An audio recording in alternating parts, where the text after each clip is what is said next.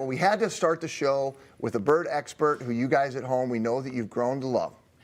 Carol Henderson spent years working with the DNR. Carol is responsible for bringing trumpeter swans back to our state, you guys. He took this photo in the 1980s as the DNR was starting its restoration efforts. Look at the swans. They formed a heart there.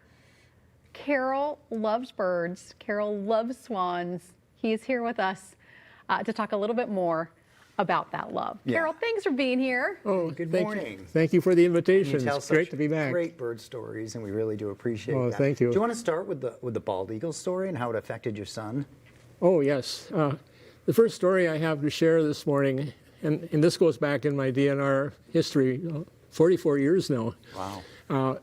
And one of the first jobs that I was faced with when I became in charge of the non-game wildlife program in 1977 is that virtually all of the states east of the Mississippi had almost no eagles left, maybe one or two pairs in the state if they were lucky. And the non-game wildlife program supervisors in other states were saying, we need to be reintroducing eagles, but we don't have any source of birds. They had tried reintroducing birds with taking eagle eggs, and that didn't work.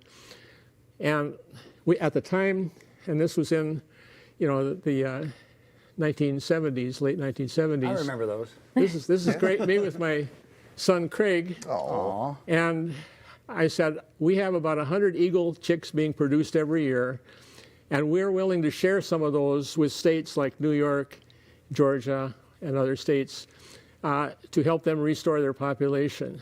So I said, how about if we donate 5 eagle chicks per year out of that 100 and send them to the other states for a process they called hacking, where they put them in a tower like you see here, and then feed them until they're ready to fly free.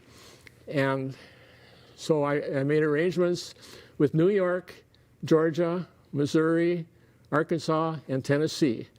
And over 11 years, we sent 5 eagle chicks each year to these states. So a total of 55 eagles over 11 years.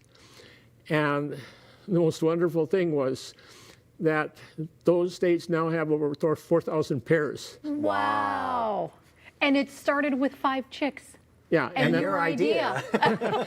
and we also there was also involvement with Wisconsin and the state of Alaska. They had chicks they could donate as well. But this was our early commitment to say we care about what's happening not just in Minnesota but nationwide. Well, we've all talked about this before, that when we were growing up, seeing a bald eagle was a big deal. And it's crazy to think that it's not, I mean, it's still remarkable to me, but to our kids, they've sort of become accustomed to seeing them when that was not always the case. No, that's right. That was a very rare sighting.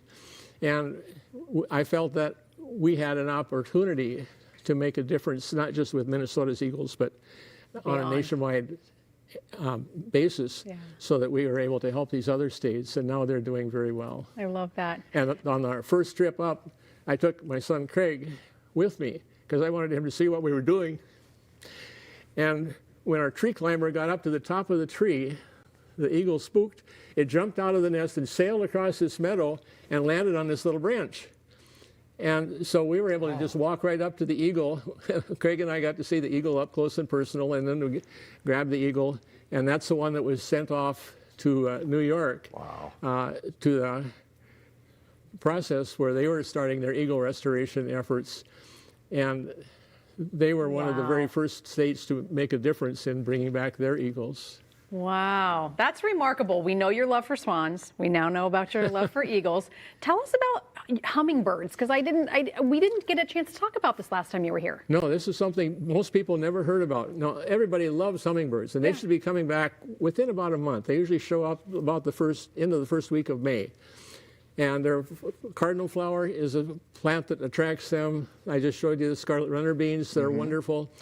But back in the 1983, Pam Perry, our regional non-game biologist in Brainerd, said she was getting reports from a rancher, a farmer, in his horse pasture. He was finding dead hummingbirds right beside these red electric fence insulators. Yeah. And so I sent notes out to our other biologists, Jack Moody, Katie Hawes, and asked them to put out some news releases to find out where this was happening and how much. Yeah. And then I was also president of the Non-Game Wildlife Association of North America at the time, And so I sent a news release out to all the other state non-game biologists saying, do you have this problem too? And I got responses back from Missouri, Colorado, and California, and they were losing not only hummingbirds, but also orioles the same way. And what was happening is that the hummingbirds were mistaking those little insulators for flowers. Yeah. They were probing the insulator, and if their bill touched that steel fence post, they got electrocuted. Yikes. And this was happening, and then I found out that the company that makes these was making millions every year, and they were a local company. And so I called the president and I said, I think there's a problem here. If you had some kind of a color that's neutral that won't attract hummingbirds, like black, you won't have this problem. Like this is a black insulator that I was suggesting. And he said, oh no, this couldn't be a problem. And he didn't respond at first. Oh. But then I got responses back from the other states and also involvement from the U.S. Fish and Wildlife Service, who put the word out nationwide. Well, then it hit the Miami Miami Herald, New York Times, and Birdwatchers Digest. And when the Birdwatchers Digest article came out, the president of the company got deluged with what you might call hate mail. Yeah. Why are you killing our hummingbirds? And the president relented and said, okay, I guess you have a point here.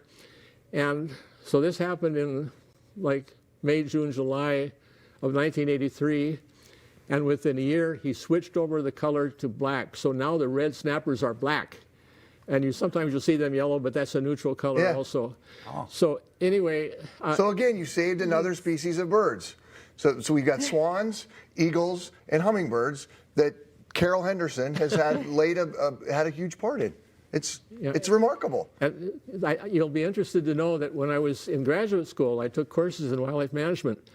But then I cross-pollinated my major by going over to the liberal arts campus and taking courses in journalism, public relations, feature writing, and media techniques for working with the media. See? Ah, and here you sit. And here I with sit. The media.